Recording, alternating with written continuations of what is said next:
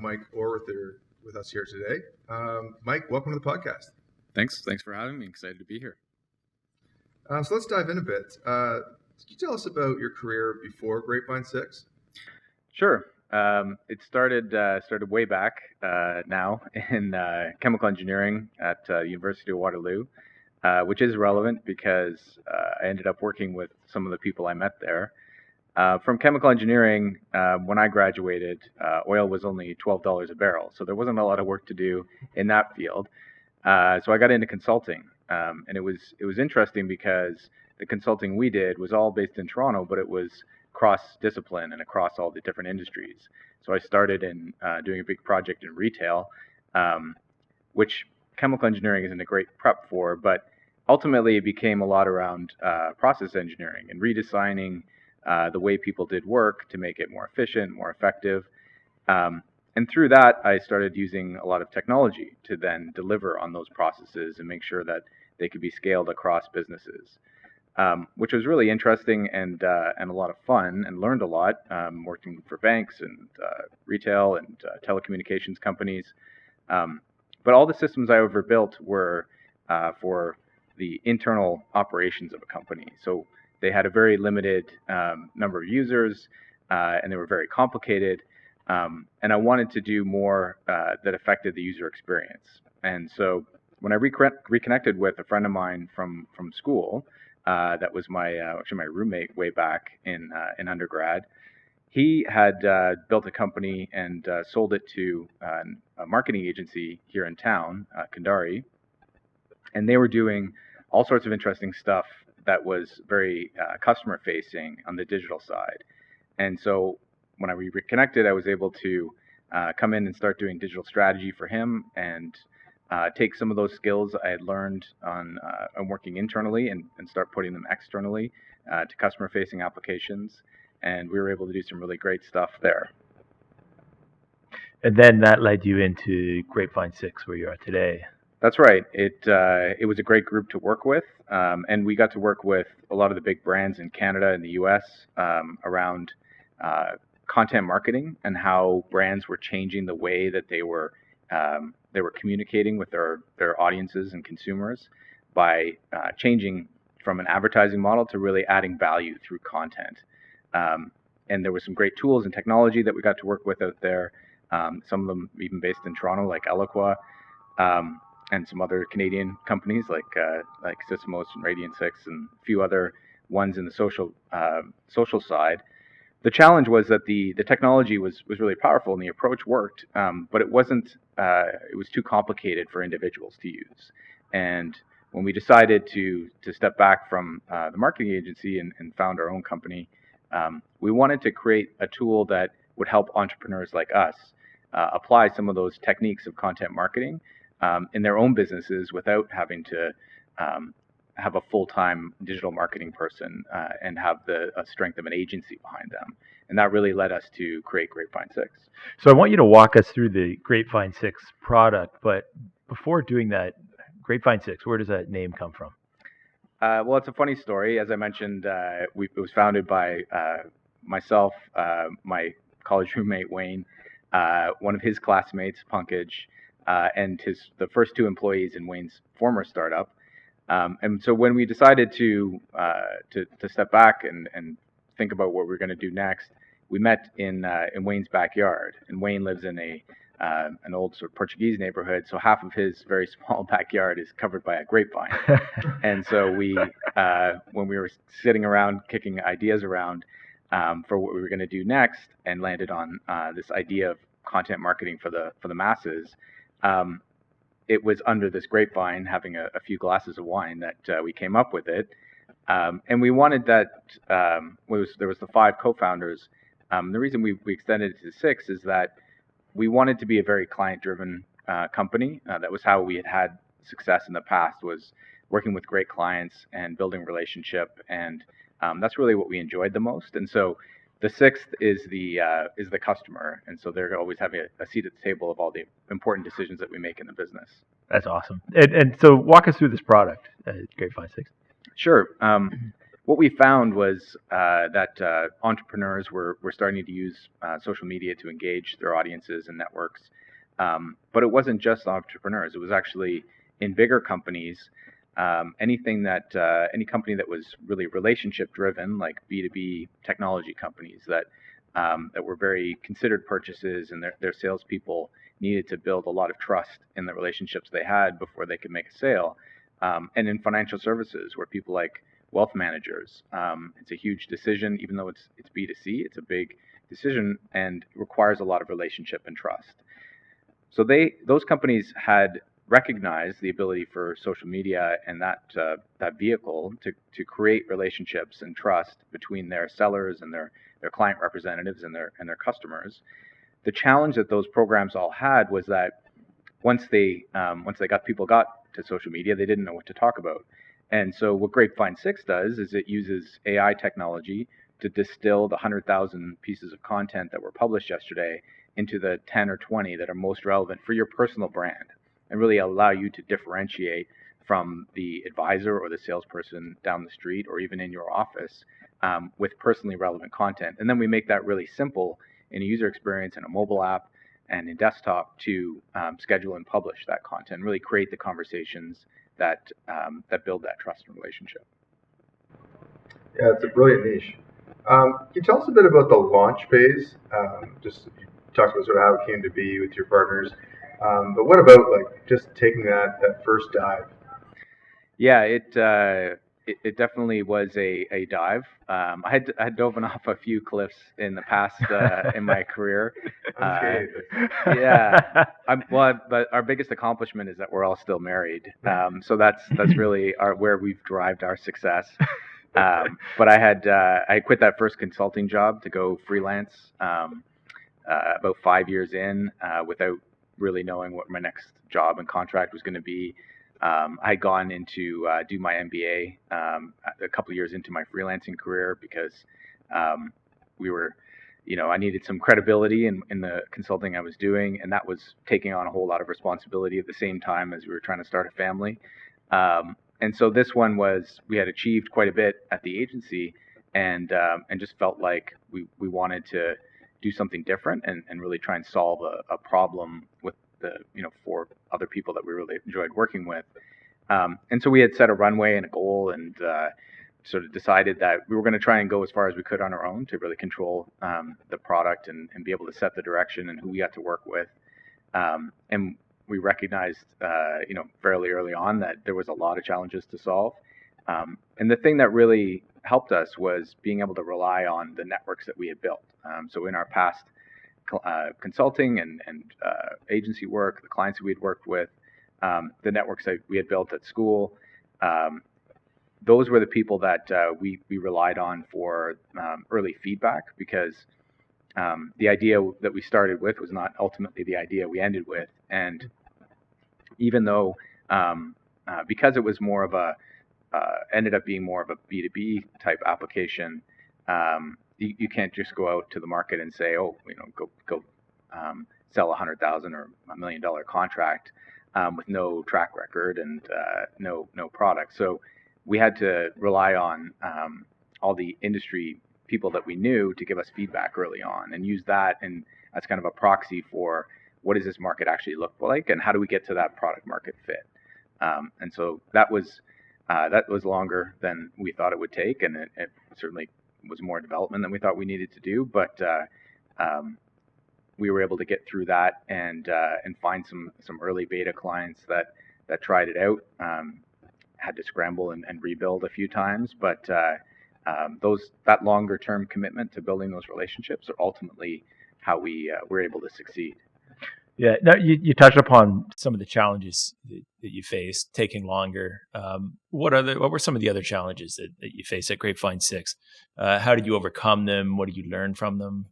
Yeah. One of the big ones was just being able to find the right people. So if you have, I would say there's nothing truly, that qualifies as an original idea. But if you're doing something that you think is going to disrupt the market, you have to find the people that are early believers in that and kind of recognize the opportunity. And you got to go to your network and be very good at influencing people to convince them to take that leap with you. Ultimately, that was probably the biggest challenge. Once you achieve that, where you actually have customers, now you need people to make sure you deliver. And that was another, risk point where once you start hiring people, they are, going to be the people that deliver for your customers, and that's your, most significant break point that you can have. So the way we managed that was to work with the people that we knew, and we were able to bring in our early hires were all people that we had worked with before, that we trusted implicitly and had delivered for us and with us for our clients for years. And so it reinforced, the value of the network, which is funny because that's what the goal of the product is to help people build those relationships and those networks. And we benefited from that in the early days of the company. Are there any competitors that you're in doing what you do, and is there anyone that maybe influences some of your decision making? Yeah, we do have competitors. I think one of the things that one of those experts that was guiding us early on said was, if you don't have any competitors, you're probably doing the wrong thing. You're not going to succeed. You don't want to see them too early, but eventually you do want to run into some competitors. And then it's been our differentiated approach that we came at it from a content point of view and really recognizing that the personal individual brand was almost more important than the corporate brand that sets us apart in that pitch. There were some other ones that were doing similar things with content, but they had taken a different approach in how they build the company, where they had taken on a lot of funding really early, and they just they were in front of the market too far, and so they couldn't drive the sales to justify the spend, and they were spending a lot of money at that time. So that judicious approach on the business strategy side of not spending the money to build something before you've sold it and growing as you need, using the relationships that you have, allowed us more runway than a lot of the competitors had early. And so a few of them bowed out eventually or had to change entirely what they were doing. And we were able to be patient enough with the market to wait for it to mature. We had enough positive signals that we could keep going. And then when it does, it ends up bigger than you thought it could be. It's a frustrating process to get there, where you have to really trust the people that you're working with, and that they're going to get you there eventually. What's the communication like between 5 founders? I mean, you got to keep everybody on the same mission or vision and keep everybody aligned for the same common goals. Yeah. How do you achieve that? It was funny. It was described to me from we had an advisor that we were working with as basically like a marriage, that it was this long-term experience and commitment, and you have a lot of ups and downs, but I think same thing you need to have for a successful marriage is the that open communication and finding ways to spend time together kind of in isolation, and just away from the distractions of the day-to-day. So we instituted pretty early a tradition of going up to one of the founders' cottages in the winter. So we would go ice fishing for a couple of hours, and there was zero distractions there. There was nowhere else to go because it was cold, and we would sit around and have a couple of drinks and air our grievances, I guess would be one of the ways of putting it. But we had enough. We'd all been working together for 15, 20 years. So we were comfortable enough and had enough trust to be able to do that. So part of it was the mechanisms, and part of it was just knowing those people really well, that they were in it for you as much as you were in it for them. And it wasn't just about themselves. Great.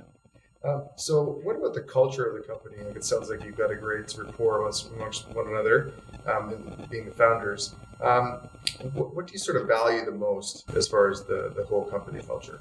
Yeah, I think it's two things. One is you have the ability to take personal responsibility for the problems that you see, so you can direct to a great degree the things that you work on for your clients, and for to advance your own understanding of technology, and you can find and take on interesting problems as long as you own them.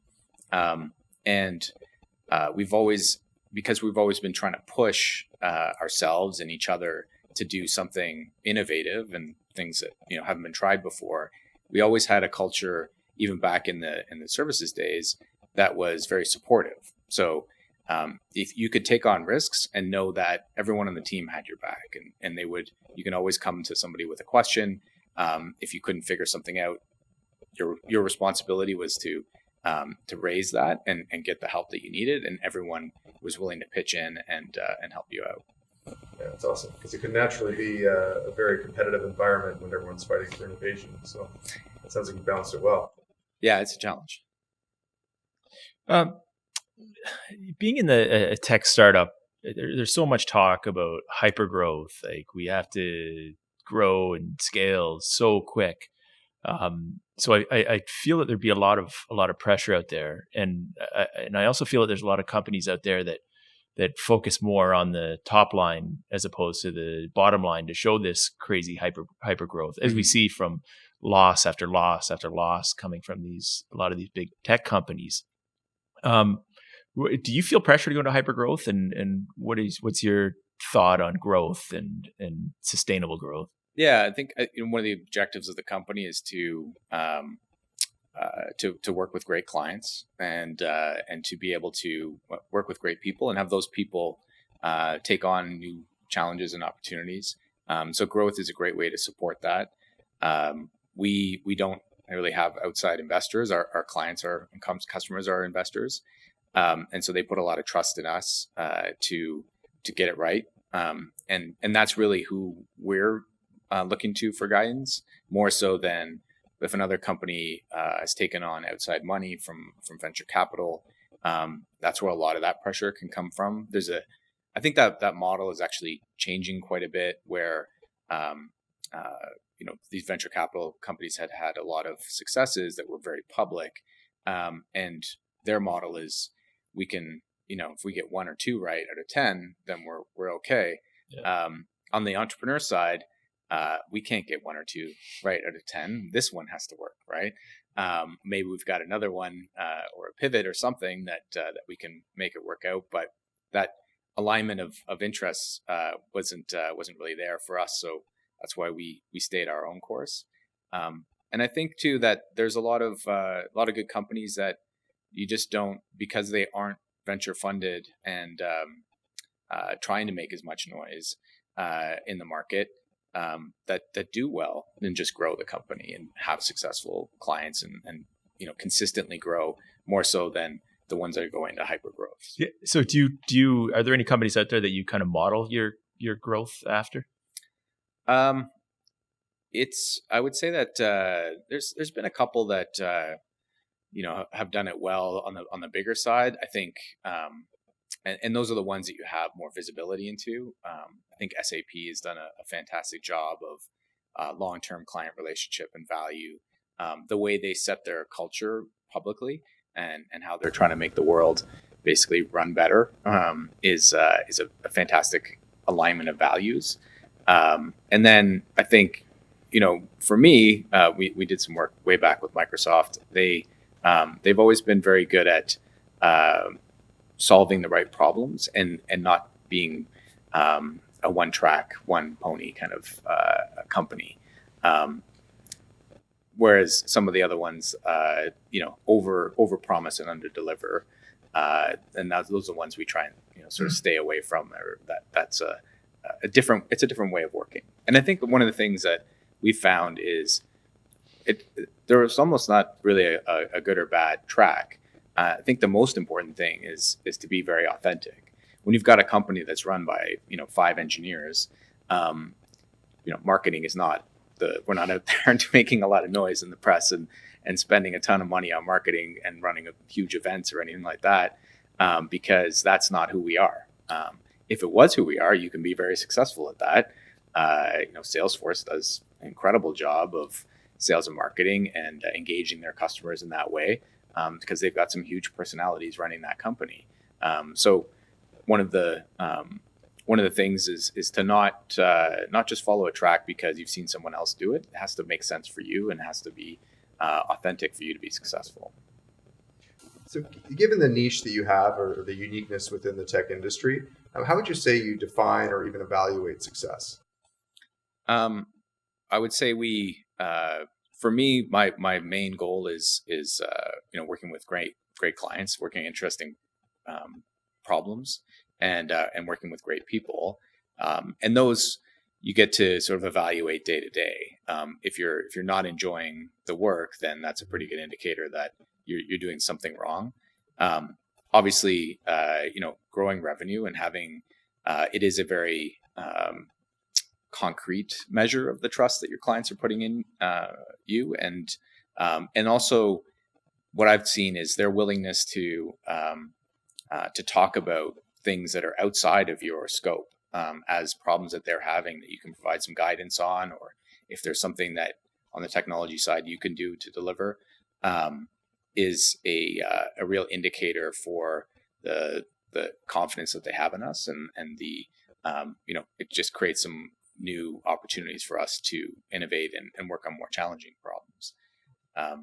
So we do measure on the financial side, and we do measure how satisfied our employees are, and then also our customers and how willing they are to engage with us and recommend us to their peers, really, outside of what they would do competitively. So those are good indicators. We had one. We just met with one client that is a smaller on the smaller size compared to some of our other clients, and they sent a note saying, really appreciate that. Despite we recognize we're not the biggest customer around, but we've never felt like that when we work with you, and that to us and to me, anyways, is really gratifying. Cool. That's awesome. And what about life? What about taking a step outside of Grapevine 6? How would you define success for Mike? We do try and have a balance. So it's I do enjoy work, but I enjoy spending time with my kids and my wife and my friends, neighbors, and it's sometimes a challenge, but I think if you are conscious about it, make an effort to do that, and then you have the support system. So that is one of the big values of the company, and all the founders had a very sort of similar stage of life with kids that were very involved in different activities, and so we always work to make time to do that and understand when you're setting those priorities, I guess, and you can also model a little bit as well, right? So if you see that one of the co-founders' daughter swims competitively, and you sort of engage with the stories about that, and it reminds you to spend time and enjoy the moments with your family. Awesome. What's the best tip that you've ever received, or I guess better yet, what have you stolen from the best? I've stolen as much as I could. That was definitely probably stealing from the best was one of the things I stole from the best. The first job I had, which was in consulting, the guy that founded that company and ran it, Stephen Ralph, he had a model where he would take people from academic disciplines and sort of unrelated professions and things that they had studied, like me, chemical engineering, and put them into challenging business situations. And his philosophy was you should always be trying to work on problems outside your comfort zone, whether it was doing podcasts, or whether it's speaking in front of people, or whether it's working on a whole new industry you've never been in. Though if you're not constantly challenging yourself with something new, then you're going to stagnate, and eventually you're not going to be satisfied with what you're doing. And it's almost the habit of doing that makes you better at doing that. And so I've tried to live that way in my career, is to is to take on intelligent risks and try stuff that they haven't actually done before. So I definitely stole that one from him. That's cool. Are there any resources that really motivated you? You talked about your admiration for SAP and things that they've done. Are there any people or inspirational figures that really motivated you with your career and helped you get to where you are? Yeah, I've worked for some great people that really live that value of going outside your comfort zone and pushing to take on new risks with the understanding that they would always need to support you when that you failed, right? And it didn't always go the way it was planned, but they would put the trust in me to be able to go take those risks and set the expectations. And then I'd say the other thing that we've drawn some inspiration from is the community that surrounds the tech community in Toronto, and especially on the startup side.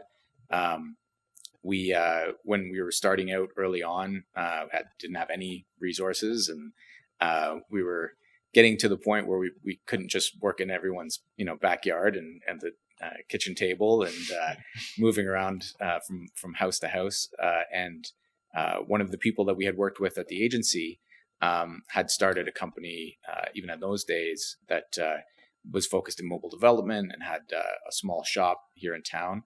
It was run by a guy named Marcus Anderson, and he was a real supporter of the tech community. And so he offered to let us use some desk space while we were really incubating at that time.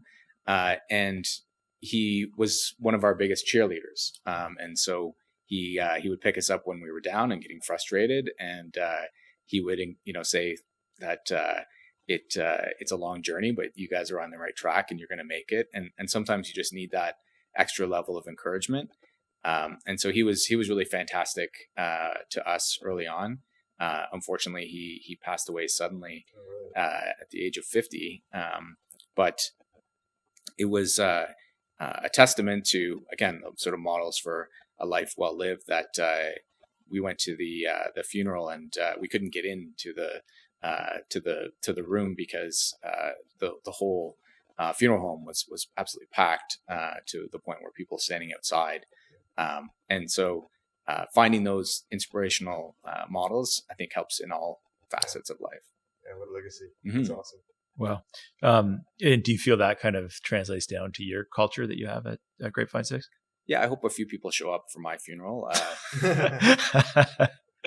I think so. Yeah, we try and be supportive. It's amazing the range of challenges that you run into when you start hiring people and scaling up. We've seen some interesting challenges that I wouldn't have anticipated. Yeah. And the goal there is that we're going to try and help out our employees and sometimes our clients to the most that we can. Because even if they leave us and go out and work for someone else, I hope that they end up successful in their career and hope to maintain that relationship. And you can only one of the things that I learned from a professor at Rotman actually was he had built this value equation that said there's only two things you can really do to influence your value. There's two things you can work on. One is your personal capital, your equity, which is your education and your knowledge and skills, and the other one is your relationship equity. And I think that is how you treat people and how you kind of work with them over time. So awesome. I want to give you a chance to kind of toot your own horn here, Mike. When it comes to business and life, what are some of your proudest accomplishments? Well, this has been a good one so far. Grapevine 6 is doing really well. We've grown just rapidly over the last 3 years, and we get to work with some of the biggest companies in the world on some of the big problems that they're facing, and they've put a lot of trust in us. I did have one experience at the agency where we had done some work. We were doing work in mobile development at the time and trying to build our portfolio. And we happened to get connected to a researcher at the Hospital for Sick Children in Toronto. And she was working on a project to update a pain diary for kids with cancer as part of a research project. And she had built a model in Palm 5 technology, which was what I used, I think, in undergrad at Waterloo. And so she wanted to migrate that to an iPhone and bring it up to current and take in the learnings she had done from the first experiment.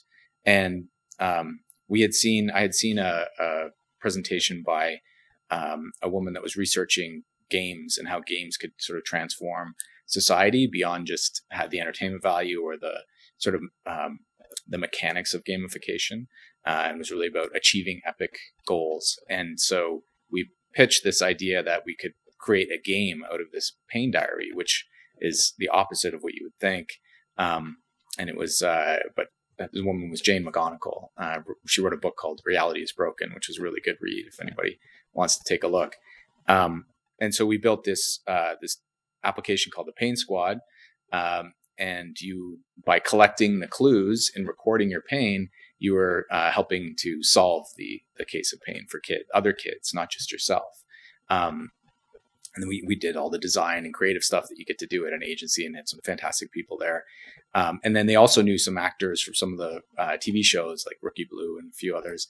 And so they actually did a little videos for the kids in full gear as they got promoted, as they collected the clues.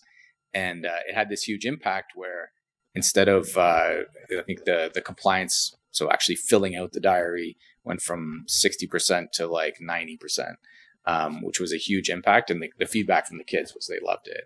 And so that was one of the rare projects and times you get a chance to work on something that really matters and really has an impact to people that need it. That was super cool. That's awesome. Cool. Mike, you really have an awesome story. Truly appreciate you taking the time to come in and share some of your learnings and insight with the listeners today. Thanks so much, Mike. It's a pleasure. Some great stories. Thanks.